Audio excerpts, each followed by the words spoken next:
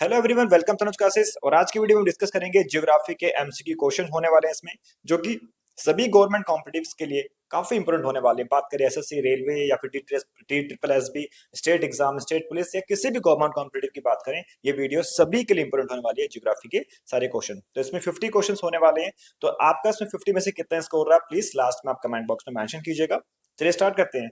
पहला इसमें क्वेश्चन पूछा हुआ है, इनमें से कौन सा भारतीय राज्यों का समूह पाकिस्तान के साथ सीमा साझा करता है?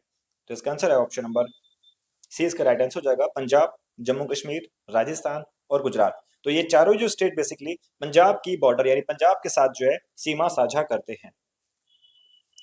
नेक्स्ट क्वेश्चन है, भारत की तटरेखा की कुल लंबाई कितनी है? तो ये बात कर रहा है जो पूरा भारत है उसकी जो टोटल जो तटवर्ती जो रेखा है उसकी लंबाई कितनी है?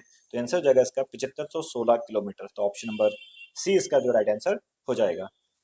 नेक्स्ट है, द्वीपों के युग्म में से कौन सा 10 डिग्री चैनल द्वारा अलग किया जाता है? इसका आंसर हो जाएगा option number B, Andaman and Nicobar, जो कि द्वीपों के युगों में से 10 डिग्री चैनल द्वारा जो अलग किया जाता है। नेक्स्ट है, भारत के कितने राज्य समुद्र के किनारे पर स्थित हैं? तो ये पूछ रहा है कि भारत के ऐसे कितने राज्य जो समुद्रों के पास में जो है लाई करते हैं। तो इसका आंसर है ऑप्शन नंबर सी, 9 राज्य भारत के जो है समुद्र के पास में स्थित है। भारत में किस राज्य की तटरेखा सबसे लंबी है? बहुत इंपॉर्टेंट क्वेश्चन है, एसएससी में ये क्वेश्चन बार बार पूछा हुआ है, तो इस क्वेश्चन को आप अच्छे से याद करना। तो इसका आंसर हो जाएगा ऑप्शन नंबर डी, गुजरात। तो गुजरात की जो है सबसे लंबी जो है तटवर्ती रेखा यानी कोस्टल लाइन है। नेक्स्ट है, दक्कन दक्कन पास किसके बीच स्थित है? तो इसका आंसर है option number C, south Andaman and small Andaman के पास में जो ये लाई करता है दक्कन पास। नेक्स्ट है, इनमें से कौन सा राज्य पहले नेफा के नाम से जाना जाता था? तो नेफा का बेसिकली फुल फॉर्म था नॉर्थ ईस्ट फ्रंटियर एजेंसी। तो नेफा जो पहले जो है किसको बोला जाता था? तो यहाँ पे answer option number C, Arunachal Pradesh. तो अरुणाचल प्रदेश को पहले जो है नेफा के नाम से भी बुलाया या फिर पुकारा जाता था। नेक्स्ट है, पड़ोसी देशों से मिलने वाली सीमा के संदर्भ में कौन सा कथन असत्य है? तो ये पूछ रहा है कि भारत का रेड क्लिफ के साथ, चाइना मैकमोहन, या फिर अफगानिस्तान का ड्यूरेंट, श्रीलंका का रॉयल सीमा। तो बेसिकली ये सारी जो है इंटरनेशनल बाउंड्रीज की बात कर रहा है, तो कौन सी इसमें राइट है और कौन सी इसमें राइट नहीं है? तो इसका आंसर हो जाएगा ऑप्शन नंबर डी, श्रीलंका जो है रॉयल सीमा। इसका आंसर गलत है, बाकी सारे जो है बॉर्डर जो इंटरनेशनल बाउंड्रीज है वो बिल्कुल करेक्ट है। नेक्स्ट है, एपीजे अब्दुल कलाम के नाम पर किस द्वीप का नाम रखा गया? तो इसका आंसर है option number D, wheeler island. तो व्हीलर आइलैंड बेसिकली जो है एपीजे अब्दुल कलाम के नाम पर रखा हुआ द्वीप का एक नाम है। नेक्स्ट है, कौन सा है जिसमें सीमा मिजोरम से नहीं लगती? तो इसमें से पूछा हुआ है कौन सा ऐसा राज्य है जो कि इसकी सीमा यानी बॉर्डर जो है क्या नाम है, मिजोरम से नहीं लगती है। तो चार ऑप्शन है आपके सामने, नागालैंड, असम, त्रिपुरा या फिर मणिपुर। तो इसका आंसर है नागालैंड। तो बेसिकली नागालैंड का जो उसमें सीमा है वो मिजोरम के साथ में नहीं लगती है। नेक्स्ट है, भारत में सबसे बड़ा मिट्टी का वर्ग है? Black soil, red soil, laterite soil या फिर एलुवियल सॉइल। इसका आंसर हो जाएगा option number D, alluvial soil, जिसको कछारी मिट्टी के नाम से भी जानते हैं। तो ये बेसिकली सबसे बड़ा एक मिट्टी का जो वर्ग है एलुवियल सॉइल। नेक्स्ट क्वेश्चन है, भारतीय कृषि अनुसंधान परिषद आईसीएआर ने भारत की मिट्टियों को कितने भागों में बांटा हुआ है? तो बेसिकली आईसीएआर का फुल फॉर्म आपको पता होना चाहिए, एग्जाम में फुल फॉर्म्स वगैरह पूछी जाती हैं। तो उसका फुल फॉर्म है Indian council of agriculture research. तो यहाँ पूछा हुआ है आईसीएआर ने भारत की मिट्टियों को कितने मुख्य भागों में जो बांट रखा है? तो इसका आंसर है ऑप्शन नंबर डी, 8 भागों में। तो जो भारतीय मिट्टी को जो है बेसिकली 8 भागों में जो है बांट रखा है आईसीएआर ने। नेक्स्ट है, इन मट्टियों में से कौन सा बेसाल्ट लावा के अपक्षय से निर्मित हुई है? Which of this soil is form by the weathering of basalt lava? तो इसका आंसर हो जाएगा ऑप्शन नंबर डी, इसका राइट आंसर है रेगुलर सॉइल, जिसको काली मिट्टी के नाम से भी जाना जाता है। ये बेसिकली जो बेसाल्ट लावा के अपशेष से निर्मित हुई है। नेक्स्ट है, गंगा के मैदानों की पुरानी कच्छारी मिट्टी कहलाती है, किस नाम से कहलाती है ये? तो ऑप्शन में इसमें दिया हुआ एक खादर, बंगर, रे या फिर भाबर। तो इसका आंसर हो जाएगा ऑप्शन नंबर बी, बांगर के नाम से इसको जो है बुलाते हैं। नेक्स्ट है, भारतीय मृदाओं में जिस सूक्ष्म तत्व की सर्वाधिक कमी है वह कौन सा है? तो इसमें पूछा हुआ है आयरन, मैग्नीशियम, कॉपर या फिर जिंक। तो इसका आंसर हो जाएगा ऑप्शन नंबर डी, जिंक। तो भारत में जो है सबसे ज्यादा बात करें सर्वाधिक जो कमी है इसमें से जिंक की सबसे ज्यादा कमी है, यानी जस्ते की बात करें तो। नेक्स्ट है, तेजाबी मिट्टी को कृषि योग्य बनाने हेतु इनमें से किसका उपयोग किया जाता है? यानी which substance can be used to make a acidic soil suitable for agriculture. तो एसिडिक से यहाँ पे बात कर रहे हैं, जो एक एसिडिक सॉइल हो जाता है, अम्लीय मिट्टी जब हो जाती है, तो उसमें किस चीज का जो उपयोग किया जाता है, उसको जो है नॉर्मल किया जाए, यानी उसको जो बेसिकली न्यूट्रलाइज किया जाए। तो इसमें क्या मिलाएंगे, तो इसमें चूना मिलाएंगे, जिप्सम फर्टिलाइजर, या फिर इसमें यूरिया मिलाएंगे। तो बेसिक इसमें बेसिक चीज मिलाएंगे, इसमें बेस जिसका बेसिक नेचर होता है। तो यहाँ पे लाइम जो चूना होता है, इसमें चूना मिलाएंगे। तो यानी बेसिकली ऑलरेडी जो है सॉइल अम्लीय है, तो उसमें क्षारीय चीज मिला देंगे। तो जितना हार्ड इसमें जो अम्लीय है, उतना ही हार्ड इसमें जो है, यानी इसमें क्षारीय मिला देंगे, वो एकदम न्यूट्रल हो जाएगा, उदासीन हो जाएगा, जिसको बोलते हैं न्यूट्रल हो जाना। नेक्स्ट है, मिट्टी की लवणता एवं क्षारीयता की समस्या का लॉन्ग टर्म उपाय किसके द्वारा, किसके उपयोग से होता है? तो इसका आंसर है लाइम, जिप्सम, यूरिया या फिर फास्फेट। तो इसका आंसर हो जाएगा ऑप्शन नंबर बी, जिप्सम द्वारा। नेक्स्ट क्वेश्चन है, इनमें से कौन सी फसल मृदा को नाइट्रोजन से भरपूर कर देती है? तो ऑप्शंस में दिया हुआ है व्हीट, राइस, शुगर केन या फिर पल्सिस। तो इसका राइट आंसर हो जाएगा इसका ऑप्शन नंबर डी, पल्सिस, जो इसका आंसर हो जाएगा दलहनी फसलें।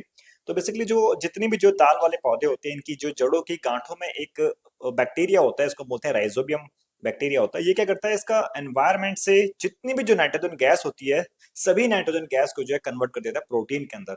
तो इसीलिए जितने भी जो दाल वाले पौधे होते हैं, उनको उसके अंदर बेसिकली प्रोटीन ज्यादा मात्रा में पाया जाता है। क्यों? क्योंकि वो एनवायरमेंट से जितनी भी जो नाइट्रोजन होती है, उसको कन्वर्ट करके, मतलब सारी नाइट्रोजन की बात नहीं कर रहा मैं, सिर्फ दालों के लिए जितनी भी जो नाइट्रोजन जरूरत पड़ती है, वो सारी अपनी नाइट्रोजन को कन्वर्ट कर देता है प्रोटीन के अंदर। तो इसका आंसर आपको पता होना चाहिए।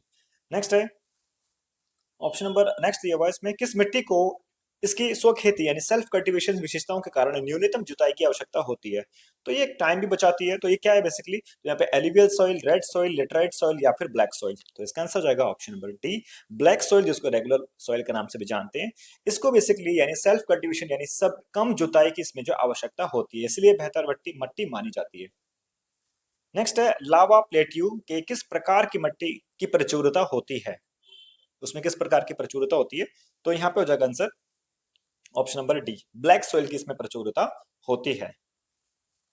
भारत में कॉफी उत्पाद के लिए सबसे उपयुक्त मिट्टी कौन सी है? बहुत इंपॉर्टेंट क्वेश्चन है ये। क्वेश्चन एसएससी सीएचएसएल में एग्जाम में बहुत बार पूछा हुआ है, और प्लस टू में भी जो प्लस सॉरी ग्रेजुएशन में सीजीएल में भी क्वेश्चन कई बार आया हुआ है। तो इस क्वेश्चन को आप अच्छे से याद करते हुए चलना। तो भारत में कॉफी उत्पाद के लिए सबसे उपयुक्त मिट्टी कौन सी इसमें हो जाएगी? तो इसका आंसर है option number C, laterite soil जो है कॉफी उत्पादन के लिए सबसे ज्यादा जो है इंपॉर्टेंट हो जाती है। नेक्स्ट है, भारत की पहली बार जनगणना कब हुई थी? ये सेंसस की बात कर रहे हैं। 1881, 72 या फिर 1951 या फिर 1901। तो इसका आंसर हो जाएगा ऑप्शन नंबर बी, 1872 में जो है भारत में सबसे पहले जो जनगणना हुई थी। लेकिन ये अंग्रेजों के टाइम हुई थी, ये स्वतंत्र भारत में नहीं, बात करें सिर्फ और सिर्फ भारत में, यानी जब अंग्रेजों का शासन था। तो यहाँ पे आंसर हो जाएगा ऑप्शन नंबर बी, इसका जो राइट आंसर है। देखिए, जो भी स्टूडेंट हमारे चैनल पर नए हैं, प्लीज चैनल को आप सब्सक्राइब कीजिए, ताकि आप सारी वीडियो को जो भी हमारे चैनल पे अलग अलग सब्जेक्ट की वीडियो आप उसको चेकआउट कर सकते हैं आप प्लेलिस्ट में जाके, और जितना हो सके आप वीडियो को प्लीज शेयर कीजिएगा। नेक्स्ट है, 2011 की जनगणना के अनुसार इसमें से किस राज्य की लिंग अनुपात सबसे कम दर्ज किया गया है? बिहार, केरला, हरियाणा या फिर उत्तर प्रदेश। तो इसका answer option number C, Haryana. तो हरियाणा में बेसिकली जो है सबसे कम लिंग अनुपात जो है 2011 की जनगणना के अनुसार दर्ज किया गया है। भारत की जनसंख्या में ऋणात्मक वृद्धि दर किस दशक में दर्ज की गई थी? तो यहाँ पे बात कर रहा है कि वैसे तो हर साल जनसंख्या बढ़ती ही जाती है, और आज की बात करें करंट में, तो भारत में 150 करोड़ से ऊपर जो जनसंख्या पहुंचने वाली है। तो भारत इस टाइम अभी राइट नाउ पूरे वर्ल्ड का सबसे नंबर फर्स्ट बात करें, नंबर 1 पे जो है पॉपुलेटेड कंट्री हो चुका है। सेकंड नंबर पे चाइना हो चुका है, ठीक है, जो कि हमारा निर्धारित 2027 तक का टारगेट था। लेकिन उससे पहले ही जो है भारत एक फर्स्ट नंबर की पोजीशन पे आ चुका है पॉपुलेटेड कंट्री के अंदर। तो अच्छा, यहाँ पे बात करते हैं कि सबसे कम यानी हर साल बढ़ती, तो लेकिन ये पूछा हुआ इसमें से कौन सा साल था, कौन सा दशक था जिस टाइम भारत की जनसंख्या जो है माइनस यानी ऋणात्मक कम होती हुई नजर आई है? तो इसका आंसर हो जाएगा ऑप्शन नंबर बी, 1911 और 1921 के बीच की जो जनगणना का जो डेटा चेकआउट किया, तो उस टाइम जो है जनसंख्या कम पाई गई। ये बहुत ही पॉजिटिव भी देखा जाए, नेगेटिव भी देखा, तो दोनों पॉइंट ऑफ व्यू से अलग बात है। नेक्स्ट है, किस केंद्रीय शासित प्रदेश का लिंग अनुपात सबसे अधिक है? तो इसका आंसर हो जाएगा ऑप्शन नंबर डी, पुडुचेरी। तो पुडुचेरी का बेसिकली लिंग अनुपात सबसे ज्यादा यहाँ पे है। भारत में प्रति 1000 पुरुषों पर महिलाओं की संख्या कितनी है? काफी इंपोर्टेंट क्वेश्चन है ये। तो इसका आंसर हो जाएगा ऑप्शन नंबर 1943, यानी ऑप्शन नंबर डी इसका राइट आंसर है। तो यानी भारत में अगर 100 पुरुष 1000 पुरुष है तो उसमें 943 महिलाएं हैं। तो इस प्रकार से देखा जाए तो महिलाओं की संख्या जो भारत में कम है, लेकिन होना चाहिए एक डेटा इक्वल होना चाहिए, तो बैलेंस बनता है पूरे एक समाज की बात करें। अगर किसी का भी रेशियो अगर ऊपर नीचे होता है तो इसमें प्रॉब्लम होती है फिर। नेक्स्ट है, भारत में पहली बार जनगणना किसके काल में संपन्न हुई थी? Lord Ripon, Lord Dalhousie, Lord Curzon या फिर लॉर्ड मेयो? इसका आंसर है option number D, Lord Mayo. तो लॉर्ड मेयो के टाइम में सबसे पहले जो भारत में जनगणना जो है संपन्न हुई थी। भारत में सर्वाधिक वर्षा मुख्यतः प्राप्त होती है, कहां से प्राप्त होती है? तो इसका आंसर हो जाएगा option number B, south west monsoon से जो है भारत में सर्वाधिक जो वर्षा का जो मुख्य प्राप्त होने का कारण बता रहे हैं। भारत में किस राज्य में मानसून का आगमन सबसे पहले होता है? तो यानी भारत में सबसे पहले जो मानसून कहाँ पे आता है? तो इसका आंसर हो जाएगा ऑप्शन नंबर सी, केरला। तो केरला में भारत में सबसे पहले जो है मानसून जो है दस्तखत देता है, सबसे पहले जो वहां पे आता है। उसके बाद से होता हुआ पूरे नॉर्थ इंडिया से घूमता हुआ फिर वापसी जो है केरला साइड से होता हुआ निकल जाता है। ये मानसून का टाइम पीरियड होता है जो कि हर साल प्रत्येक वर्ष जो है जून से स्टार्ट होता है और या फिर जुलाई के स्टार्टिंग से स्टार्ट होता है। ये इसका टाइम पीरियड है। नेक्स्ट है, इनमें से किस स्थान पर सबसे कम वर्षा होती है? तो सबसे कम वर्षा की बात करें तो इसका आंसर हो जाएगा ऑप्शन नंबर सी, इसका राइट आंसर है ले। तो ले में सबसे कम जो है भारत में जो वर्षा होती है। अगर हम बात करें इसी क्वेश्चन के साथ में कि भारत में सबसे ज्यादा जो है वर्षा कहाँ पे होती है, तो यहाँ पे इसका आंसर हो जाएगा मानसीबराम, जो कि आसाम में स्थित है। नेक्स्ट है, कौन सा कारक सर्दियों में भारत के उत्तर पश्चिमी भाग में बारिश का कारण बनता है? तो इसका आंसर हो जाएगा option number B, western disturbance, यानी इसको पश्चिमी विक्षोभ बोलते हैं। इसके कारण जो है उत्तर पश्चिमी भाग में जो बारिश का ये कारण बनता है भारत के अंदर। नेक्स्ट है, किस राज्य में वर्षा का अधिकतम भाग सामान्यतः उत्तर पूर्वी मानसून से प्राप्त होता है? तो इसका राइट आंसर हो जाएगा ऑप्शन नंबर डी, तमिलनाडु से जो है मेनली प्राप्त होता है। दक्षिण पश्चिमी मानसून में उत्पन्न होता है, तो ये पे इसका राइट आंसर है ऑप्शन नंबर सी, हिंद महासागर। तो दक्षिण बेसिकली बात करें दक्षिण पश्चिम मानसून में जो उत्पन्न जो होता है वो बेसिकली हिंद महासागर से ही इसका जो ओरिजिनेट होता है। बांग्लादेश में प्रवेश करने के बाद किस नदी को निचले मार्ग में जमुना नदी के नाम से जाना जाता है? तो इसमें गंगा, मेघना, तिस्ता या फिर ब्रह्मपुत्र? तो इसका आंसर हो जाएगा ऑप्शन नंबर डी, ब्रह्मपुत्र। तो बेसिकली बंगाल में प्रवेश करने के बाद इसको जो है निचले मार्ग में जमुना नदी के रूप में जाना जाता है, ये ब्रह्मा नदी को। इनमें से कौन सी सिंधु नदी की सहायक नहीं है? झेलम, चेनाब, गोमती या फिर सतलज? तो इसका आंसर हो जाएगा ऑप्शन नंबर सी, गोमती नदी बेसिकली क्या है, वह सिंधु नदी की सहायक नदी नहीं है। तो झेलम, चेनाब ये सारे जो है और सतलज की बात करें सारे जो है सिंधु नदी के सहायक है, लेकिन गोमती नदी जो है इसका सहायक नहीं है।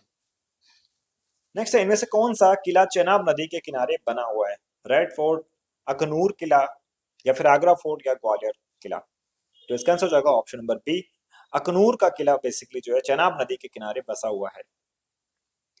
नेक्स्ट है, दिहांग किस नदी के अन्य नाम है? सॉरी, सांगपो और दिहांग किस नदी के अन्य नाम है? तो गंगा, महानदी, गोदावरी या फिर ब्रह्मपुत्र? तो इसका answer option number D, Brahmaputra. तो बेसिकली ब्रह्मपुत्र को सांगपो और दिहांग नाम से भी इसको जो है जाना जाता है। ये क्वेश्चन एग्जाम में पूछा हुआ है। नेक्स्ट है, इनमें से कौन सी ब्रह्मपुत्र की सहायक नदी नहीं है? तो इसका आंसर है ऑप्शन नंबर डी, तमसा। तो तमसा बेसिकली ब्रह्मपुत्र की सहायक नदी नहीं है। तो नेक्स्ट क्वेश्चन है, कौन सी नदी पश्चिम दिशा की ओर बहती है और अरब सागर में मिलती है? तो इसका आंसर हो जाएगा ऑप्शन नंबर सी, इसका राइट आंसर है नर्मदा और ताप्ती नदी। बेसिकली क्या है, ये बेसिकली अरब सागर में मिलती है जाके। बाकी सारी जो नदियां की बात करें ये सारी जो है यहाँ पे पश्चिम बंगाल में जाके जो बात करें इधर हिंद महासागर में जो गिरती है, लेकिन ये जो है अरब सागर में आके गिरती है। नेक्स्ट क्वेश्चन है, इनमें से कौन सी नदी अंडमान निकोबार द्वीप समूह में बहती है? तो इसका आंसर है ऑप्शन नंबर सी, कालपोंग नदी बेसिकली जो है अंडमान एंड निकोबार नदी में जो है बेसिकली बहती है। नेक्स्ट है, जयंती किस राज्य में पाए जाने वाली जनजाति के साथ साथ एक पर्वत श्रेणी का नाम भी है? तो इसका आंसर हो जाएगा ऑप्शन नंबर सी, मेघालय में ये जो है जनजातियां भी है और एक प्रकार का पर्वत श्रेणियां भी होती है। नेक्स्ट है, सालंतो कांगरी चोटी इनमें से किस सीमा पर स्थित है? तो इसका आंसर हो जाएगा option number D, India Pakistan border पर ये जो है स्थित है। नेक्स्ट है अरावली पर्वतमाला के उच्चतम बिंदु का क्या नाम है। काफी इंपोर्टेंट क्वेश्चन है ये वाला। तो इसका आंसर हो जाएगा गुरु शिखर। तो अरावली पर्वतमाला के उच्चतम शिखर बिंदु को जो बेसिकली गुरु शिखर के नाम से जाना जाता है। नेक्स्ट है माउंट गॉडविन ऑनस्टीन, यानी जिसको K2 के नाम से भी जाना जाता है, कि ऊंचाई कितनी मीटर है। तो इसका आंसर है ऑप्शन नंबर सी, 8611 मीटर है। और इसी के साथ बात करें वर्ल्ड की सबसे ऊंची चोटी, या फिर बात करें सबसे ऊंचा पर्वत पर्वत कौन सा है, तो यहाँ पे आंसर हो जाएगा माउंट एवरेस्ट हो जाएगा, जिसकी जो है हाइट 8848 मीटर जो है हाइट हो जाएगी। तो सबसे वर्ल्ड का वो नंबर 1 पे है। लेकिन बात करें यहाँ पे सिर्फ और सिर्फ पूछा हुआ है कि माउंट गॉडविन की यहाँ पे हाइट पूछी हुई है, तो 8611 मीटर माउंट गॉडविन की हाइट हो जाएगी। नेक्स्ट है गुजरात स्थित जूनागढ़ की गिरनार पहाड़ियां किस आमों की किस्मों के लिए प्रसिद्ध है। तो यहाँ पे आंसर हो जाएगा ऑप्शन नंबर सी, केसर। तो ये केसर के लिए जो है प्रसिद्ध है। नेक्स्ट है इनमें से कौन सा फसल आमतौर पर इंडोजेनेटिक प्लेन्स यानी मैदान में नहीं उगाया जाता। तो इसका आंसर हो जाएगा ऑप्शन नंबर डी, चाय। नेक्स्ट है कार्डोमम हिल्स या फिर कार्डोमम की पहाड़ियां कहां पर स्थित हैं। तो इसका आंसर है option number B, Tamil Nadu and Kerala border पर ये जो है स्थित है। तो कार्डोमम्स वाले में से क्वेश्चन बहुत पूछा हुआ है, तो क्वेश्चन को आप याद रखना, ज्योग्राफी से वाला क्वेश्चन कार्डोमम्स वाला बहुत ज्यादा पूछा जाता है। नेक्स्ट है हिमालय में कौन कौन से पर्वत सम्मिलित हैं। तो यहाँ पे बात कर रहे हैं हिमालय की बात कर रहे हैं, यानी which mountain range are included in the trans Himalaya. तो कौन कौन सी जो है पर्वत शामिल इसमें जो है यहाँ पर किसकी, ट्रांस हिमालय की। तो इसका आंसर हो जाएगा option number D, Karakoram, Ladakh, Kailash और जस्कर जो है ये बेसिकली सारे जो है पर्वत जो है किसमें इंक्लूड है, ट्रांस हिमालय की श्रेणी में आते हैं। तो इसी के साथ हमारी वीडियो समाप्त होती है, ज्योग्राफी की एमसीक्यू क्वेश्चन सीरीज समाप्त होती है। वीडियो पसंद आए तो प्लीज लाइक कीजिएगा, और आप चैनल पर अगर नए हैं तो प्लीज चैनल को आप सब्सक्राइब जरूर कीजिएगा। और आप लास्ट में क्वेश्चन के जितना भी आपका आंसर्स रहे हैं 50 में से, आप उसको कमेंट बॉक्स में मेंशन कीजिएगा, आपका इतना कितना स्कोर है। हमारी और अदर सब्जेक्ट की वीडियो देखने के लिए आप जो है प्लेलिस्ट में जाके वीडियो को आप चेकआउट कर सकते हैं। And thank you so much for watching this video. मिलते हैं नेक्स्ट एक और इन्फॉर्मेटिव वीडियो के लिए, जो कि आपके एग्जाम के लिए काफी यूजफुल होने वाली है। Thank you so much. जय हिंद, जय भारत।